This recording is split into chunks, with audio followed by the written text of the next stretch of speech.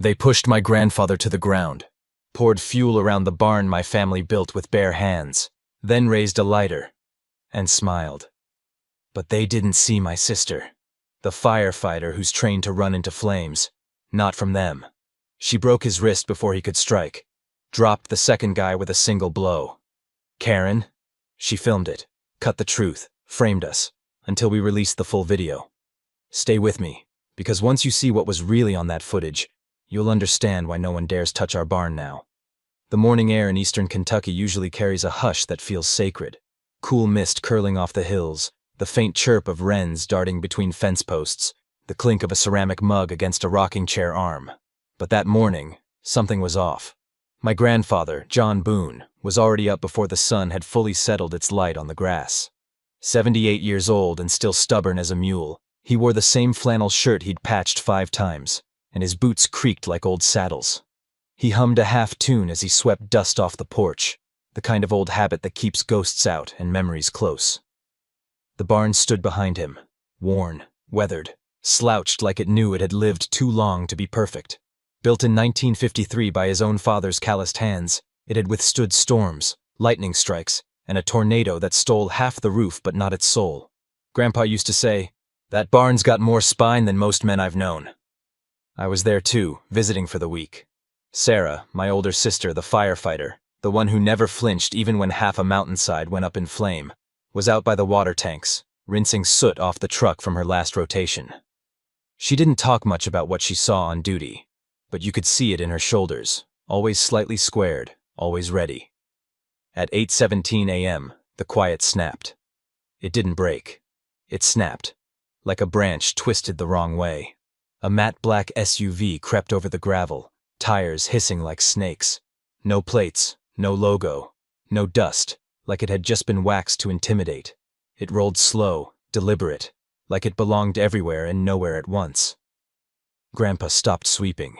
I saw his jaw lock before I even turned my head. "Someone lost?" I called out.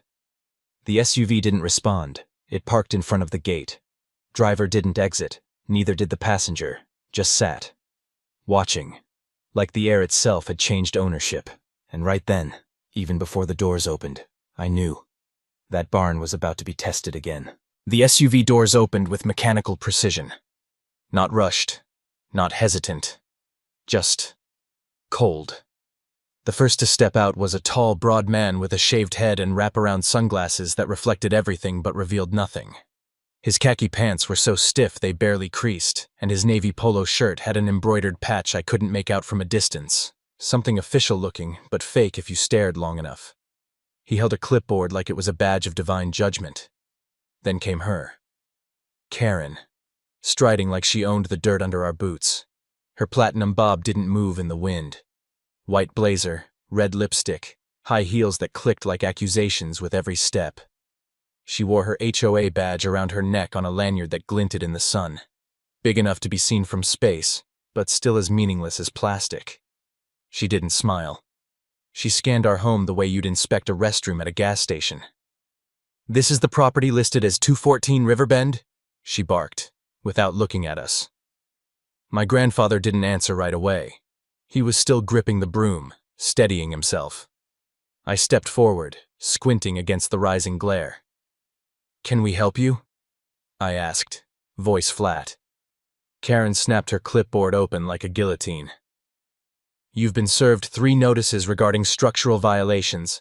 Section 14B, Substitute 9, Flammable Outbuildings, Unauthorized Construction, and Visual Obstruction of Community Cohesion." "What the hell does that even mean?" I fired back. The tall man cut in, monotone.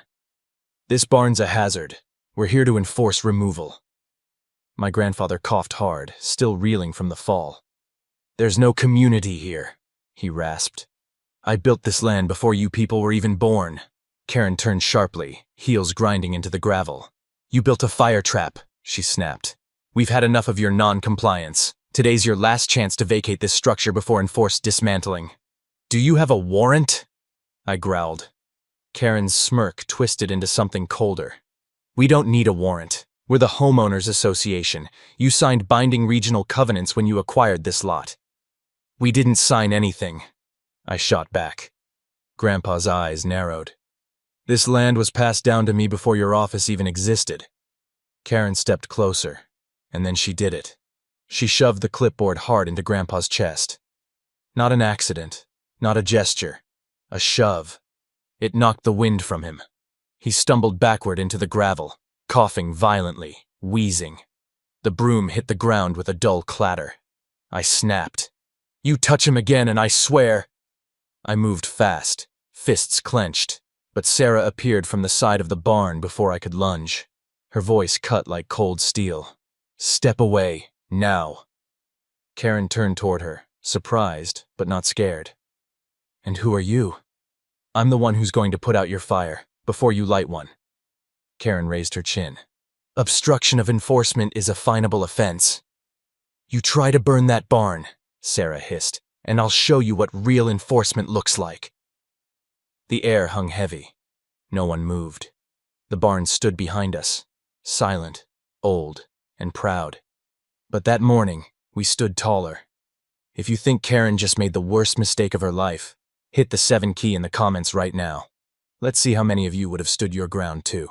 Karen didn't flinch. She adjusted her blazer, then turned back toward the barn like we were nothing more than background noise in her afternoon checklist. You've got 5 minutes, she declared, waving her hand as if swatting a fly. After that, we begin forced compliance under HOA emergency authority. The tall man moved toward the SUV and popped the rear hatch. From inside, he pulled out a red canister, industrial fire accelerant, and a handheld ignition device. My blood turned to ice. Are you out of your damn minds? I barked. Karen didn't even glance my way. The structure is deemed a flammable hazard. We are conducting a controlled demonstration for documentation. Standard HOA policy. She said it like it was weather, like burning someone's history was just another line on her clipboard. Sarah stepped forward, boots heavy on gravel. Her voice was low, but razor sharp. Put that down. The tall man froze. His hand hovered over the canister. Karen finally turned towards Sarah, her eyes gleaming like polished steel. Miss, unless you're certified in property law and regional enforcement protocols, I suggest you back down. Sarah didn't blink. I'm certified in breaking jaws. Karen's lips curled. Threatening an HOA official? No, Sarah said. Promising. Grandpa let out a dry, rattling cough behind me. His knees buckled again, and he dropped to the ground, gasping. I rushed to his side, shouting, He can't breathe! Karen turned to the clipboard and checked a box. No reaction. No hesitation. Just bureaucracy and lipstick. You're killing him! I screamed. And that's when everything snapped. Sarah didn't yell. She didn't warn. She moved. In a blur of fire season muscle memory, Sarah launched forward. The ignition device never had a chance. Her arm intercepted the tall man's wrist mid-motion, twisted it violently sideways. Crack! The accelerant hit the ground. He howled. She didn't stop. One boot planted firm. She pivoted and drove her elbow into his nose. Blood exploded. His sunglasses shattered. He dropped like a sack of meat onto the gravel. Karen screamed, not in fear, but in fury. You'll be arrested for this! You'll be disbarred! You'll… Sarah wheeled on her, voice cold as steel. Try it! Karen stepped back, hand fumbling at her waist like she expected some radio, some badge, some backup. She had none. I looked around. The only sound was Grandpa's wheezing and the crackle of the now spilled accelerant evaporating on sunlit gravel. Karen's confidence evaporated with it. She hissed, You'll regret this. Sarah stepped closer. You're not the law. You're a fraud in heels. Then she leaned in. And you just lost. Karen didn't cry. She didn't scream for help. She just smiled. A thin, venom-laced smile that didn't belong to someone in danger. It belonged to someone who planned for this. As Sarah stood over the crumpled man, his nose pouring blood, the ignition device shattered beside him, Karen pulled out her phone with calm, cruel precision. She already had it recording. Oh, don't stop now, she cooed. The camera loves a violent woman. Sarah took one step toward her, and Karen flinched, but never dropped the act. "Assault," Karen said, loud enough for the phone mic. "Premeditated, witnessed, unprovoked. You call lighting my family's barn on fire unprovoked?" Sarah growled. Karen didn't answer. She just stepped backward, adjusted her hair, and angled the camera to show Sarah, fists clenched, chest heaving, standing like a soldier at war. She angled the shot just right, cutting out the spilled accelerant, the coughing old man on the ground, the fake badge around her neck. She didn't need the truth. She just needed a narrative. "You're going to regret this," Karen said sweetly, slipping the phone into her blazer. "Not today, but tonight, when the world sees the real you." I took a step forward. "You're a liar, and we've got cameras too." Karen raised a brow. "Do you? Rural folks like you don't usually invest in surveillance. You spend too much on sentimental junk, like rotting barns and broken bloodlines." I felt the heat rush into my face. "Get off our land." "Oh, I will," Karen smiled again. "But you should check your notifications." And with that she turned, calmly, casually. She clicked her heels all the way back to the SUV, stepped over her broken goon like he was a mud puddle and drove off, gravel hissing in her wake like a warning. Minutes later my phone buzzed, then it exploded. Texts, pings, mentions. Sarah's name trending. A clip posted on TikTok by a user named @HOA Patriot Official. Only 18 seconds long. No audio of the threats. No footage of the push. Just Sarah, furious, stepping over a man on the ground, fists bloodied. Caption: Liberal firefighter goes berserk on HOA safety agents. Unhinged violence in broad daylight. 2 million views. In an hour. Sarah stood beside me, her jaw locked, eyes narrowing with every swipe. "This is how they fight," she muttered. "They don't need proof, just a lens and a lie." And standing there on gravel still stained with gasoline, we realized they weren't just trying to burn our barn, they were trying to burn us alive. We didn't sleep that night. Not because we were afraid, because we were furious. Sarah paced the living room like a wolf. The viral video was spreading like wildfire, and every time I refreshed the comments, they got worse. "Unstable. Should be fired. Lock her up." Karen's poison was working. One perfectly edited lie, amplified by HOA sympathizers and trolls hungry for outrage. But Karen made one mistake. She forgot Grandpa had a camera. Installed 2 years ago after some teenagers tried to break into the barn, it wasn't connected to Wi-Fi. Just an old-school, motion-activated trail cam, hidden in the rafters, pointing straight at the door. Nobody ever looked up. Until now. I grabbed the ladder before dawn. 30 minutes later, we had the footage. Raw, uncut, unforgiving. Karen's smug face, the clipboard strike, the push, the fall, Grandpa's wheezing, the accelerant, the ignition device. Sarah's response, swift, precise, measured. No rage, just protection. I stitched the video together in silence. Sarah stood behind me the whole time, arms folded like a fortress. When it was done, I posted it under one title: The 18 seconds Karen didn't want you to see. It took 4 hours to go viral. Comments flipped, fast. She saved her grandfather. This is what real courage looks like. Karen's a monster. We didn't smile. Not yet. Not until the damage was repaired. But we felt it. The tide turning. Then the phone rang. Unknown number. I answered. "Is this the family from Riverbend Road?" A man's voice asked. Deep. Steady. "Who's asking?" "This is Captain Jensen from the State Fire Marshal's office. We saw the video. We're very interested in speaking to you, privately, about this HOA enforcement team." I glanced at Sarah. She nodded once. "I'm listening." He exhaled slowly.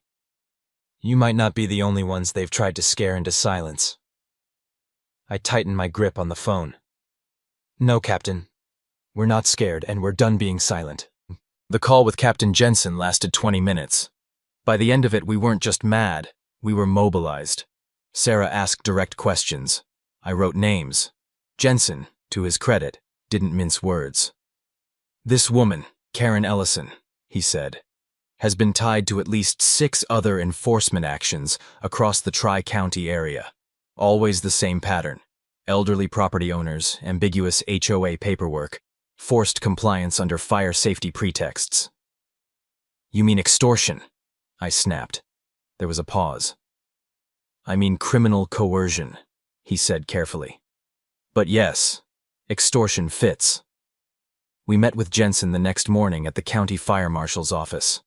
The place reeked of burned paperwork and scorched politics. He greeted us with tired eyes and a folder thicker than Karen's ego. Inside, photos of scorched barns, sheds, and once livable trailers. Copies of forged HOA notices with misspelled town names. A statement from a 91-year-old woman who'd been evicted from her family's orchard after Karen claimed her beehives were a regional threat to air purity. "She called my bees air pollutants," the woman had written, "and said I had until Monday to remove them, or she'd do it for me." Karen hadn't just bent the rules, she rewrote them in gasoline. "She's built her own empire of fear," Jensen muttered, flipping through the reports. HOA title, fake enforcers, legalese that looks real until you read the fine print. And most folks don't. Sarah folded her arms. "And no one stopped her?" "People tried, but she's smart. Picks her targets. Rural, alone, off-grid, no cameras. Your video's the first proof we've had of physical aggression." I leaned forward. "So what's next?" Jensen looked up, and what he said next made my stomach drop. "She's not acting alone." He laid out a network, 7 volunteer agents under Karen, all posing as HOA field enforcers, mostly ex-insurance adjusters and private security dropouts. They'd been pressuring elderly residents to sign renovation waivers, which conveniently allowed property seizure if conditions were deemed unsafe. And the worst part? The documents trace back to a shell LLC owned by... He didn't have to finish. "Ellison Development Group," I finished for him. "She's not protecting the neighborhood. She's buying it out from under us." Sarah clenched her jaw. "Using fear as a pen and fire as a signature." That evening, we drove back to the farm in silence. Grandpa was sitting on the porch, tea in hand, a blanket over his lap. The wind chimes were still, like even the breeze was holding its breath. "Y'all were gone long," he rasped. "Find what you needed?" I crouched beside him, placed the folder on his lap. He opened it slowly, looked through the pages, the photos, the names, the faces. He didn't speak for a long time. Then he looked up at us. "She's not just a bully," he said softly. "She's a fire that spreads." Sarah nodded. "And it's time someone put her out." That night, we drafted the statement. Full timeline. Original HOA violations. Video timestamps. Jensen's investigation report. And then we sent it to every local station, every independent reporter, every city council member with an inbox. We didn't ask for permission. We flooded the silence. The next morning, it began. An anonymous email leak. Karen's name linked to land acquisitions in 3 counties. The HOA's official site taken offline. Screenshots of Karen berating a disabled veteran over lawn height standards. Clips of her calling a single mother's kids a visual disturbance. And then the final straw. A new video. Karen, years ago, standing in front of a bulldozer as it leveled a neighborhood greenhouse. Her words, caught on a boom mic she didn't know was live. "Nothing beautiful stays here unless it's mine." By noon, her name was trending, for all the wrong reasons. The barn still smelled faintly of accelerant. We'd scrubbed every inch, replaced scorched boards, reinforced the roofline. But some things don't come out with soap and sanding. Some things settle in the grain, like memory. Sarah stood at the edge of the doorway, holding the piece of red cedar like it was a sacred text. She had spent the morning planing it smooth, sharpening the chisels, measuring twice. I watched her for a long time.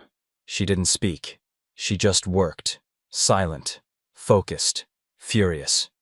Karen was everywhere now. her face plastered across tabloids, her voice replayed in edited compilations of arrogance and cruelty.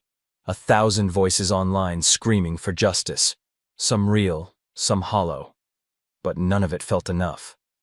Not until this barn stood taller than her lies. Sarah stepped back and stared at the blank wood panel she'd bolted to the front door. Then she said, without turning, "She tried to erase history, so I'm going to carve it in." She pressed the chisel to the cedar and began. Each stroke echoed, each letter pulled from splinters and grit. No stencils, no second drafts. I approached and read as it took shape. This barn survived fire, lies, and silence. It speaks now. When she was done, Sarah stood back, sweat glinting on her brow, arms trembling from the pressure it took to cut the truth into permanence. "Think she'll see it?" I asked. "I don't care," she said. "It's not for her." And I understood. It was for everyone who had been pushed, evicted, erased.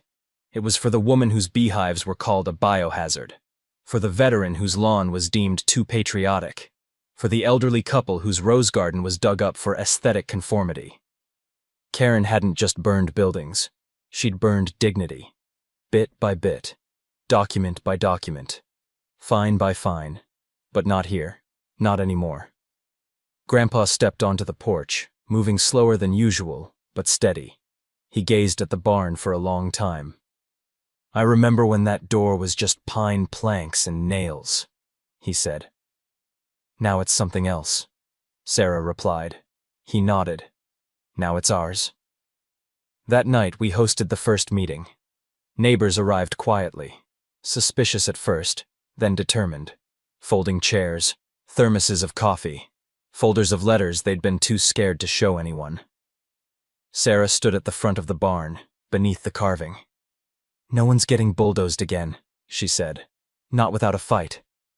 People clapped, not loud, not like applause. It sounded more like armor being fitted. One by one they began to speak, and the barn listened. It didn't creak, didn't moan. It just stood, steady, scarred, and absolutely unburnable. The second week, they brought folding chairs. By the third, they brought notebooks. By the fourth, they brought their stories. What began as one carved sentence on a barn door had become something more, a ripple cutting through years of silence. Sarah didn't call it a meeting anymore. She called it training. We cleared out the center of the barn, moved the tools, hay bales, the old anvil Grandpa used to shape iron. In its place, a ring of chairs, a whiteboard propped up by 2 sawhorses, and a beat-up duffel bag filled with rubber practice weapons. "Because if they come back," Sarah said, "we're not just defending property, we're defending presence." She taught them how to stand, not just physically, but legally. How to identify forged notices, how to read zoning language, how to record everything, especially the things that felt wrong. One man brought in a crumpled letter marked "Urgent Seizure Notice" with a fake county logo. Sarah circled 5 lies in red and said, "Next time they try this, hand them a pen and say, 'Let's call your supervisor together.'" The crowd laughed, but it wasn't laughter from comfort. It was laughter from waking up. Word spread. Soon, seniors from 2 counties over were showing up with canes, cameras, and questions. Some couldn't lift a hammer anymore, but all of them had something sharper than tools now: clarity. Sarah even taught basic self-defense. Not for war, for boundaries. One Sunday, she showed a 72-year-old woman named Glenda how to shift her weight and break a wrist grab. When Glenda succeeded, she whispered through tears, "I thought I'd forgotten how to be strong." Sarah replied, "You didn't forget. They just convinced you it wasn't allowed." Outside the barn, Karen's empire was still burning. News stories, investigations, court subpoenas swirling like smoke in every direction. But in here, in this place once marked for destruction, something new was rising. Not rage, readiness. One man brought peach cobbler. Another brought a printer. Someone else printed T-shirts that read, "This property is not available for fear." We didn't start a movement. We started a message. And the message was simple. You don't have to burn the barn. You just have to stand inside it long enough to remind the world that it matters. The arrest didn't come with fanfare. No sirens, no megaphones, no helicopters circling like vultures. Just 2 unmarked vehicles, 1 federal badge, and a knock on Karen Ellison's wrought iron gate. She answered in silk. They answered with handcuffs. News broke within the hour. Fraud, extortion, criminal impersonation, coercive acquisition. 7 felony counts, and that was just the beginning. Her volunteer enforcement agents folded within days. The shell companies unraveled like wet paper. The HOA board publicly resigned, calling Karen a rogue actor. But we knew better. She wasn't rogue. She was designed. A system in heels, forged in unchecked authority and fed by silence. Not anymore. When the news reached the barn, no one clapped. They stood. Old men with stiff knees. Widows who'd once been fined for having too many rose bushes. Veterans, bakers, retired teachers, and Sarah, standing beneath the carved cedar, eyes steady. She thought this place was a weakness, she said, but it was the only thing that held. Grandpa didn't say much, just sipped his tea, staring out at the field. She ever come back? He asked. Sarah shook her head. She won't. But just in case, we added 1 last board next to the barn door. Smaller, simpler, handwritten. Justice doesn't always knock. Sometimes it carves its name in wood and dares you to forget it. Weeks passed, then months. The media moved on. HOA reform hearings started. Some fizzled, some didn't. But every Sunday, the barn was full. Not of outrage, but of voices, of standing, of reclaiming. And when the wind blew through those hills, it caught the chimes again. They rang softer now. Not because they were broken, but because they didn't need to scream anymore. They'd already been heard. Not every battle ends with sirens. Not every villain gets exposed on the news. Sometimes the real victory is quieter. A barn that still stands. A grandfather who still breathes. A lie that finally stops spreading. What happened on that farm wasn't just about a fake HOA or 2 men with fake badges. It was about power, about how easily it can be abused, and how quickly it spreads when no one pushes back. But Sarah didn't flinch. She didn't wait for backup. She didn't hold back. She protected her family, not because she wanted to fight, but because someone had to. And that's the real lesson here. Courage doesn't always show up in uniforms or courtrooms. Sometimes it walks in through the back gate. Sometimes it picks up a water hose, blocks a strike, and says, "Not today." It's easy to think the world is too far gone. That HOA corruption, petty power plays, and manipulation are just things we have to live with. But we don't. We never did. Because people like Sarah remind us that one person, just one, can slam the brakes on injustice. That one act of resistance, one voice that refuses to stay quiet, can ripple across a town, a state, even the country. We didn't set out to go viral. We set out to protect what mattered. And what started with a broken clipboard and a spilled can of gasoline ended with something far more powerful. A community that remembered how to stand. So if you've ever felt powerless, if someone ever made you believe your home, your voice, or your worth didn't count, remember this. You're never too small to fight back. You're never too late to be the one who says, "Enough." And you're never alone, unless you choose to be. If this story meant something to you, take a moment and share your thoughts below. Tell us how you would have responded, or share a time you stood your ground. Your comment might be the reminder someone else needs right now. And if you want to hear more true stories of justice, of people rising when it would have been easier to fall, make sure to like this video and subscribe. Because the next time someone tries to rewrite the rules, we'll be right here to write them back. Together, stronger, unshaken.